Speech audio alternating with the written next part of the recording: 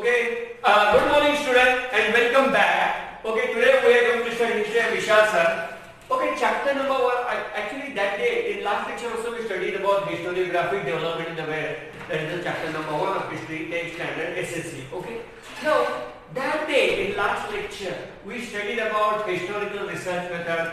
On page number 1 I have taught you this. Okay, then second one is tradition of historiography. You have learned this also. Then modern historiography. This is nothing but a recap. Okay, and we studied about a particular antique piece at Louvre Museum or inscription on the stone at Louvre Museum of Sumerian Empire. Okay, or Sumerian king or Sumerian kings. Okay, and that we studied. And then we also studied what? Development of scientific perspective in Europe and historiography. Today we will continue that same lesson, and you will refer to you refer to your page number 3. Page number 3, a notable scholar 1.4, notable scholar. Now these notable scholars are very important from the point of view of history. These are not scholars related to science or any other field or any other stream. They are related only to history. Okay, these are historical scholars who have done PhD and as well as graduation, means special subject in history when you go for the BA or MA. Okay, so the contribution of many scholars is important in the development of historiography. But historiography were developed by many notable scholars, especially in Europe. Okay. Now let us have a look at this contribution of a few notable scholars. Which are these few notable scholars? The first one is nothing but René Descartes.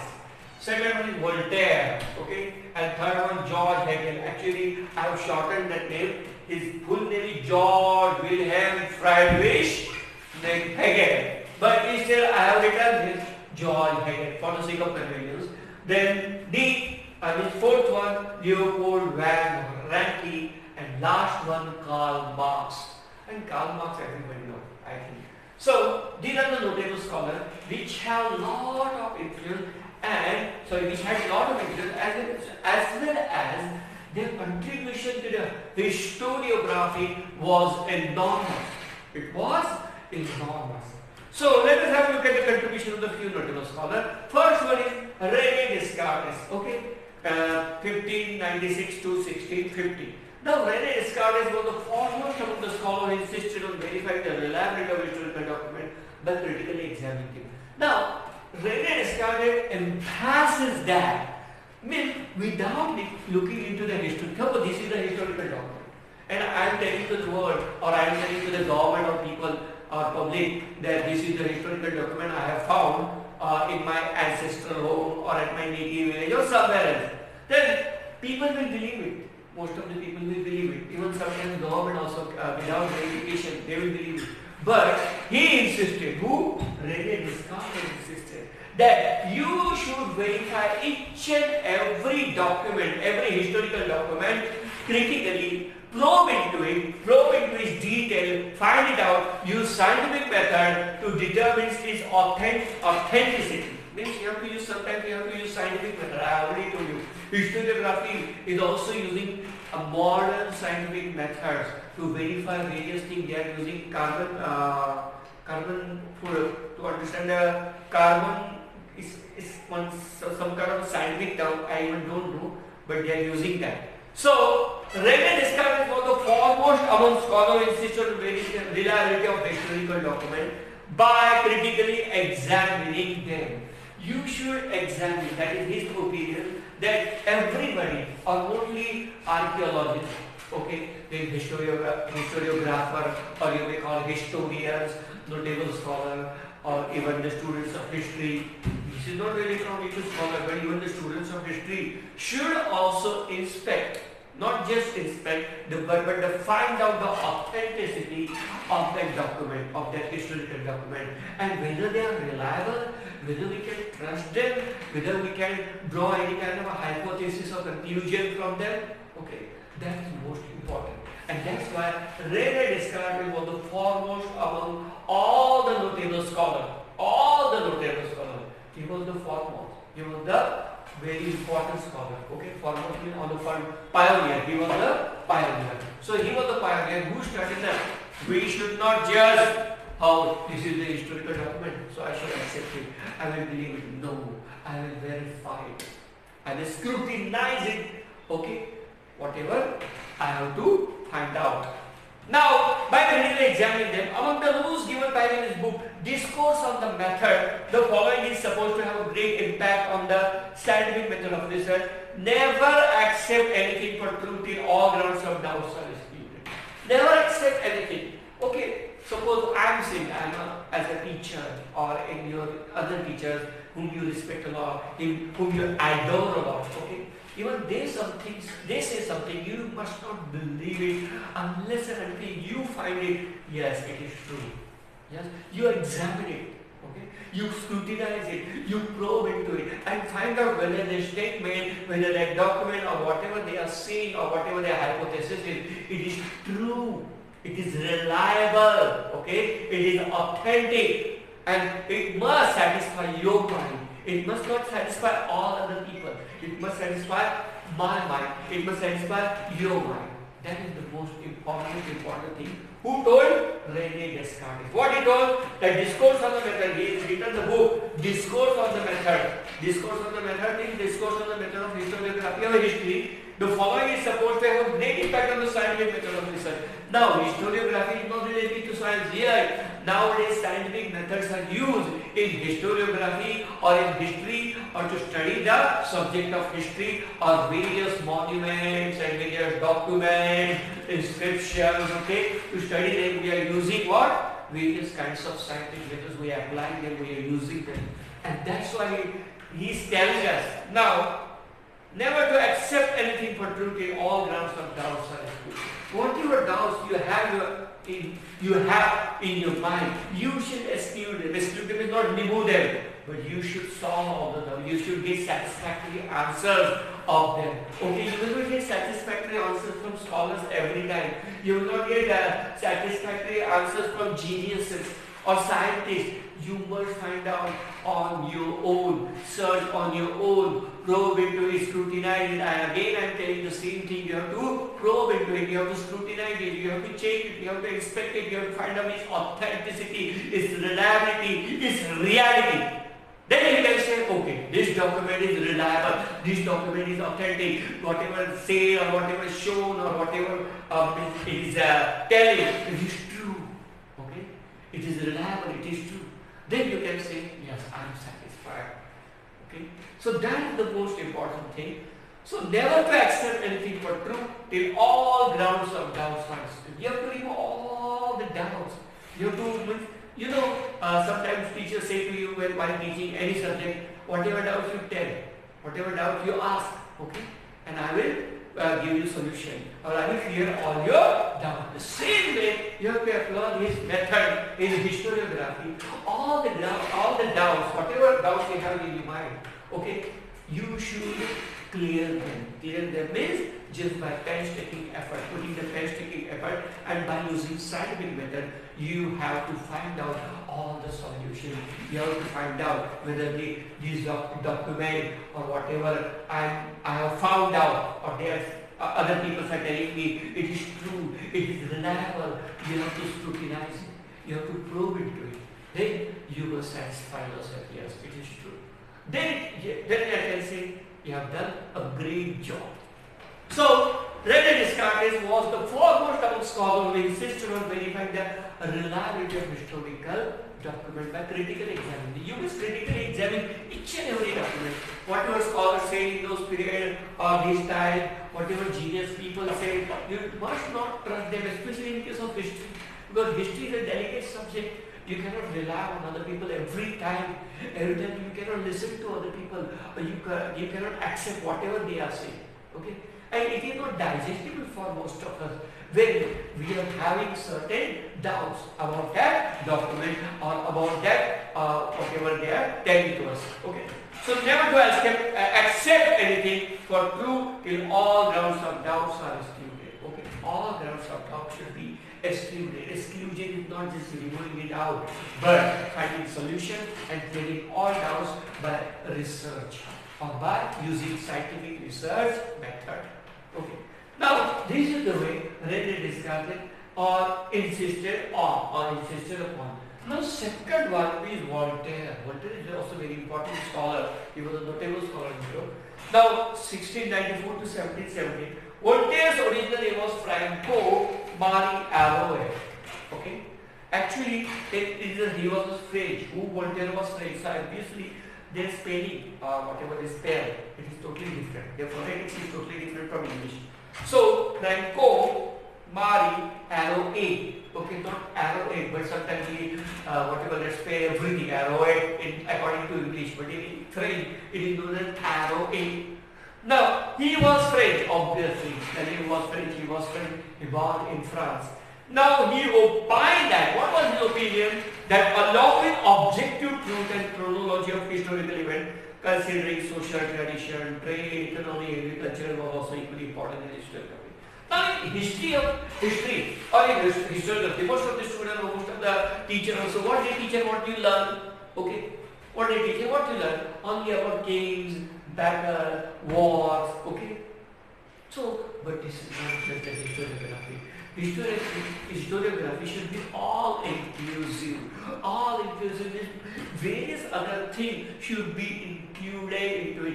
Various other aspects of the whatever society or of the whole world should be looked into it. That is the true historiography. History is not just study about the king and queen. It is not just study about the war and deities and various battles and domination, okay, and suppression and operation, exploitation, okay, or colonialism. History is not just about that.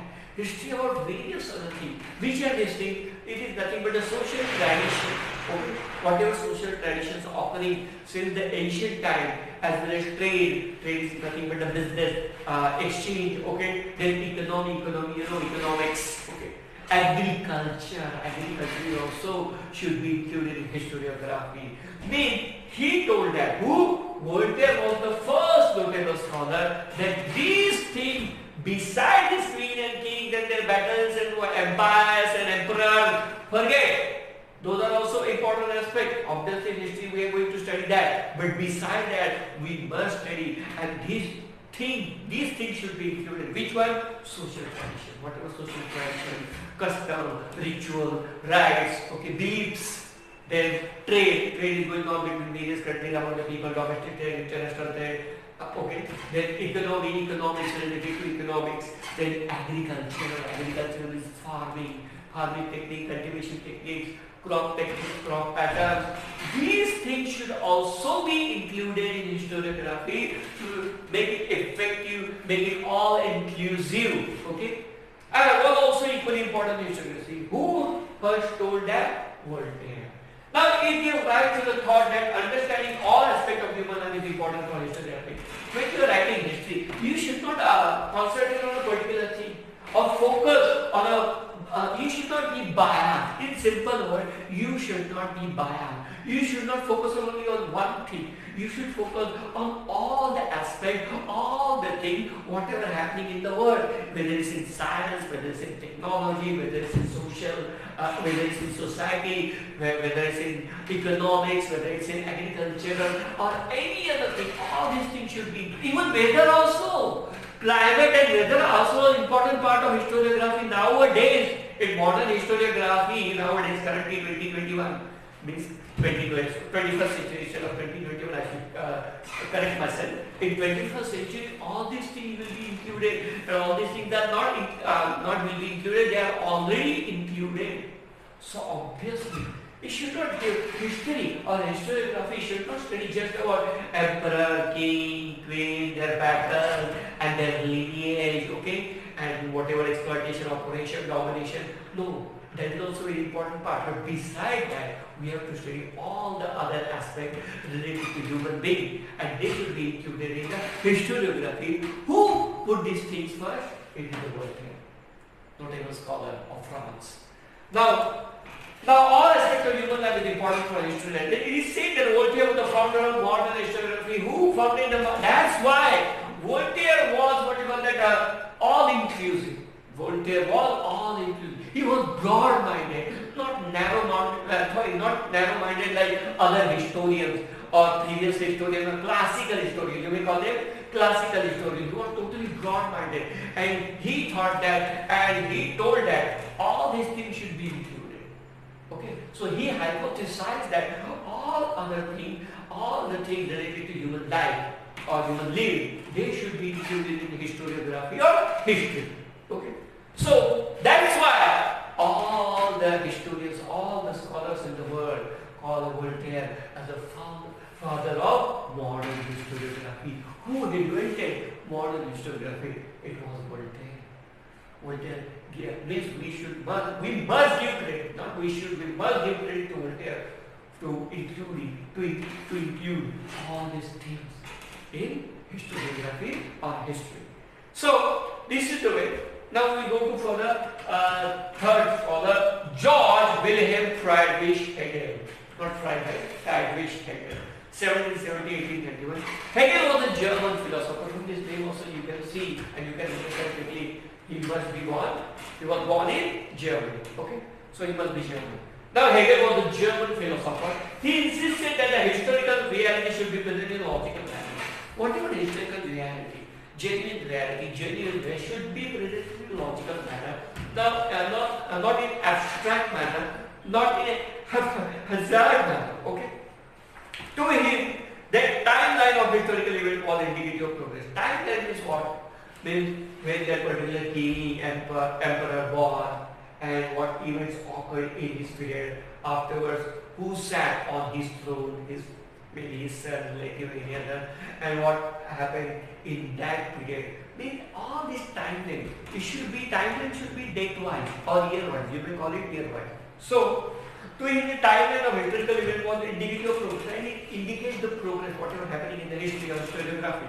Now, he also thought that the presentation of history is bound to change over time as new evidence will come forth. Obviously, new evidence are coming forth every day due to scientific data. Obviously, people are all over the world and scholars all over the world are applying scientific methods to understand history, to discover the historical truths and historical reality. So every new reality, new things in history are also coming forward, obviously. So evidence comes. So what he said, he also thought that the presentation of history is bound to change. So presentation of history is bound to change. It will not be in in a simple format. It will be in a totally different format. Now, with Hegel's philosophy, many scholars were convinced that historical methods were not of less quality than they differed from scientific method. So, now, I already told you on day 1, means lecture number 1, okay, or previous lecture, that scientific methods are totally different. They are superior compared to historical method. But he told that, he emphasized that, he hypothesized that historical methods are also not inferior compared to scientific methods. Even though in historiography or in history, most of the people, most of the notable scholars, and nowadays in 21st century, okay, most of the scholars, most of the historians or history students, they are using scientific methods. They are applying scientific methods and scientific techniques to understand historical reality, historical truth, to discover the new truth and new reality. Yet, historical methods, they are not different from the scientific methods, and historical methods, they are in no way inferior to scientific methods. They are in no way inferior to scientific methods. Which one? Historical methods. So we as a student of history, we should not regard history as an inferior subject and science is superior subject. Most of the students I know very well that these students, they regard history, oh, we study afterwards, we will study when the exam will come near, okay? Exam will come near. But they do a lot of emphasis on science and they concentrate on these two subjects, mostly science and maths. And history is also very important because history repeats itself every day or every year in every decade. You can see that in India-China standoff at Ladakh. This happened in 1962. This happened in 1967. This happened in 1975 against China. I'm not talking about Pakistan. Eschewed Pakistan. So, and now in 2020. Okay. So history repeats itself. Don't denigrate history against the science. Don't look down on history and historiography as a lower subject. We should not study them at all. This should not be your view. This should not be your perspective. This should not be your attitude. And what he said, Hegel's philosophy, many scholars agree that historical methods were of lesser quality. Historical methods are of lesser quality, actually. Okay, students, now we are studying about George Hegel. So evidence will come for which Hegel's philosophy, many scholars were convinced that historical methods were of lesser quality, that although they differ from scientific methods, even historical method, most of the students and most of the people in the world, they regard historical method, historical subject as very of low quality, of lesser quality or inferior quality, while scientific methods of higher quality. But George Hegel, he first insisted that historical methods are of not lesser quality, but they are also equal to the scientific methods. Okay, and scientific texts. Now the collection of his lectures and articles is published in a book entitled Encyclopedia of Philosophical Sciences. Now he also written a book that is nothing but an Encyclopedia of Philosophical Sciences, and whatever articles, lecture he had taken in those periods, they were published and they were included in Encyclopedia of Philosophical Sciences. Encyclopedia of Philosophical Sciences. Now his book Reason in History is well known. His book lectures and articles published in a book called or entitled as Encyclopedia of Philosophical Sciences. He wrote the book, his book Reason in History is well known. Actually, Encyclopedia of Philosophical Sciences is not a book. It is not a book written by him, but it is the encyclopedia. And you know encyclopedia, you studied about it in 9th standard, first and second lesson in history. Okay, so all his articles, and all his opinions, expressions, and his lectures, they were included in that encyclopedia, and that encyclopedia is known as Encyclopedia of Philosophical Sciences. Now his book Reason in History is well known, but he wrote one book that is nothing but the Reason in History, and it is well known. It became very famous. That book became famous, and because of that book he also became famous. Now it is good to know this. According to Hegel, see there, grasping the meaning of any event happens in terms of two direct opposites. Suppose you were to grasp the meaning of any event, of any occasion, of any happening, okay, then it occurs in two opposite directions. How? Human mind cannot understand the true nature of that event without understanding the opposite, for example, true, false. So obviously, suppose I tell you a particular event. Suppose I have seen the ghost. I have seen the ghost. Obviously, some students will believe it, that is true. Some students will say, no, I won't believe you. Or we don't believe you. So obviously, that is false. Okay. In the same way, this is nothing but the opposite. One event, I have told you only one event, but your opinions are totally parted. Parted means different from each other. There is a division. One group of students are saying, yes, it is true, sir, we believe you. And another set of students, they are saying, no, we don't believe you at all. Okay, this is nothing but the true and false. So, to understand any historical event, any historical happening of the past time, you must know all the aspects, not just true aspect, not just false aspect, but both the aspects, good and bad also, as well as good and bad, means true and false, good and bad. That is nothing but you must have contrast. Okay, contrast view. Contrast is nothing but both the thing, white and black. Means whatever in the light, that is white, and whatever in the dark, that is nothing but the white and black.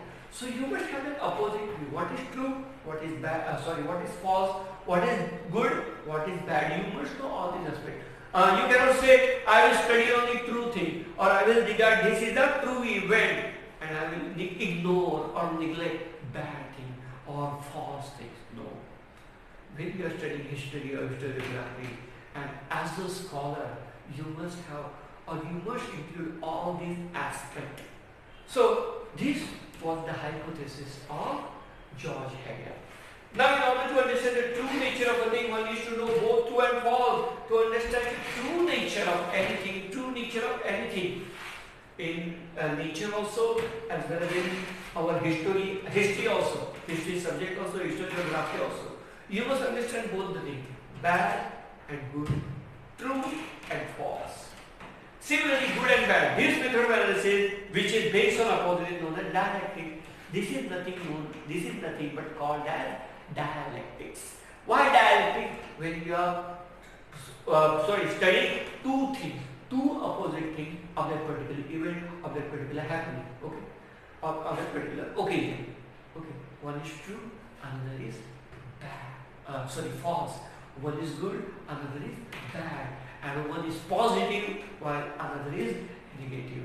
You cannot just emphasize on positive things about that event, okay, and just ignore and neglect negative things. But you must also study negative things. That is nothing but the study of opposite, and that's why Hegel called it dialectics, or it is known as dialectics. In this method, a theory is proposed at the beginning, which is called thesis. Okay, when you propose a particular theory as a PhD student, you are not a PhD student, but when you will become a PhD student, you have to propound your own theory. You have to find out your own theory about a particular event, particular happening, especially in history or historiography. So when that theory is proposed, then it is known as thesis in PhD language. It is known as thesis. So in this method, the theory is proposed at the beginning, which is called thesis. Then another theory is proposed, which is contrary to the thesis. Suppose there are two PhD students of historiography, and they study the particular event or particular happening of the past. Then obviously one will propose a particular theory or a particular thing about that, propound his own theory. That is nothing but thesis. Another student opposite of that, no. He will propose another negative thing, negative aspect of that particular event or particular past event or happening. Then obviously that is known as antithesis. And obviously there should be two views, thesis, antithesis, true, false, good, bad, positive, negative. Then we can understand historical truths, okay, in the reality. So, remember thesis, it is called antithesis. After a thorough logical discussion of both, a new thesis is proposed which includes the gist of both the thesis and antithesis. But there will be a logical discussion. You cannot propound or you cannot put forth two theories of a particular past event or particular happening. You cannot put forth two theories. You have to put either good, either bad, either true, either false, either positive, either negative. But here, then there will be a discussion between them, there will be a debate over it. There will be a contest between both of the students or historians or notable scholars, and obviously they will propound or another theory will come out. That is the mixture of that is nothing but the gist. G-I-S-T. Gist is nothing but the mixture of both the things, positive and negative, bad and good, true and false. Then it is known as after logical thing, the process, this is nothing but synthesis. This is nothing but the synthesis. Again, I will tell you this thing. Thesis is nothing but, suppose there is a particular event, or particular happening, or particular historical document, and two students are studying it, two notable scholars are studying it, okay? Then one will put forth his positive aspect about that particular event or that particular document, whatever. History, I have blended it to history, okay? One will put forth his positive aspect, true aspect, okay, or good aspect about that particular event or particular document or occurrence, okay. Another student, another notable scholar, he will put, now the first student who put the positive thing, positive aspect about that particular event, then whatever he put, whatever he propounded, that is nothing but thesis, okay, that is nothing but thesis. That's why in this book also they have told, in this method of theory is proposed at the beginning. Theory is proposed at the beginning. This is nothing but thesis. Well, another student, another notable scholar, he will put his own theory, which will be again the first theory, which might be negative, about that particular event, particular occurrence, that is nothing but the antithesis. That is nothing but the antithesis. Means one student or one notable scholar put the thesis, another notable scholar, another student put the antithesis. Then they will have debate, they will have brainstorming session, they will have discussion, they will have contention. Okay? Verbal contention, not fight. Verbal contention, and afterwards another person, maybe he may be an eminent scholar, and he will put forth synthesis, not his own, but including thesis and antithesis, thesis and antithesis, the gist of both, the mixture of both, and it will give birth to new thing that is nothing but the synthesis. In this way, historiography or history is studied, and various aspects are put forth before the people, before the government, okay, of any event, of any occurrence, of any document. There must be thesis, there must be antithesis, and there must be gist of both the things, that is nothing but the synthesis. Then we can understand history in reality. Until then, we can't know what is the real truth.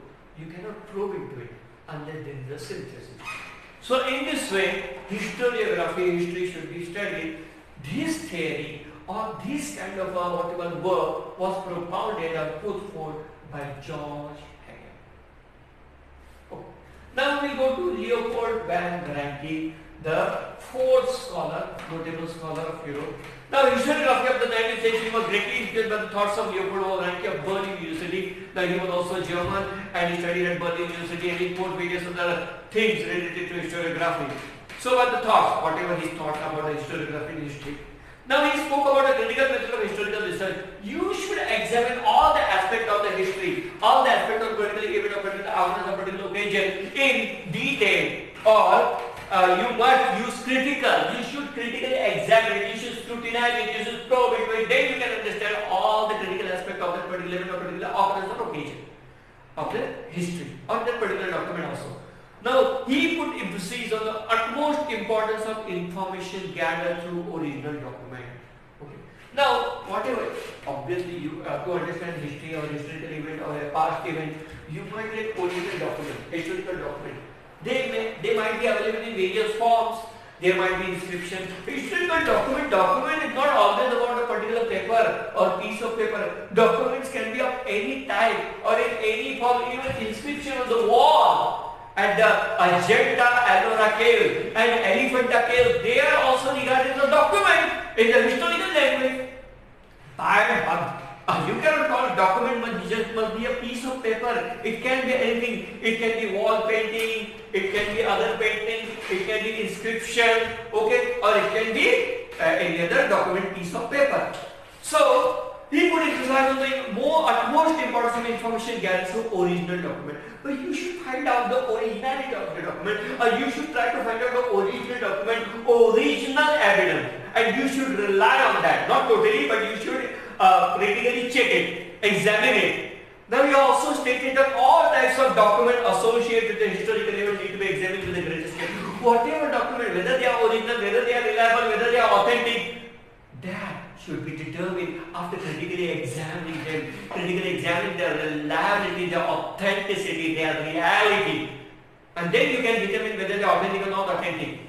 Now, and that should be done with greatest care. Whatever you examine, it should be done with greatest care. Obviously, you are applying scientific methods in history. He believed that with this method it was possible to read the history. Then you can understand the historical truth. It is the reality. So, whenever you get original document, you try to, as a student of history, as a historical scholar, or as a PhD student of history, then I must, or you must find out the truth. And to find out the truth, you must have original document, and you have to understand whether and find out whether those historical documents are reliable, whether they are reliable, whether they are authentic, whether they are whatever that established. So, this method it was possible to read in this way. After critically examining with utmost care, you have to examine all those documents, all those original documents. You have to study them, and afterwards find out whether they are reliable, whether they are authentic. Then This way is very important to understand the historical truth. Now he criticized imaginative narration of history. Whatever imagination may come to my mind and I narrated that into history, that is not the real history, that is not the authentic history, that is not the authentic historiography or study of historiography. It is a fake one or it is not reliable one. Whatever imagination, Rama and Mahabharata, they are not reliable. Why? Because there is no proof of that. Okay, that those events occur. There is no concrete proof. There are various other proofs, imaginative narration by various authors, various historians also, but there is no concrete proof whether Ramayana or Mahabharata happened at this particular place in our country. So there should not be any imaginative narration of history. History must be based on truth, reality, and by critically examining all those documents, all those events. Now, collection of his articles is published in 2 books. He wrote 2 books, and whatever articles he published, they appear in these 2 books. Which one? The Theory and Practice of History. First one, the Theory and Practice of History, and another one, The Secret of World History. And the second one is Secret of World History. Secret of World History. Thank you.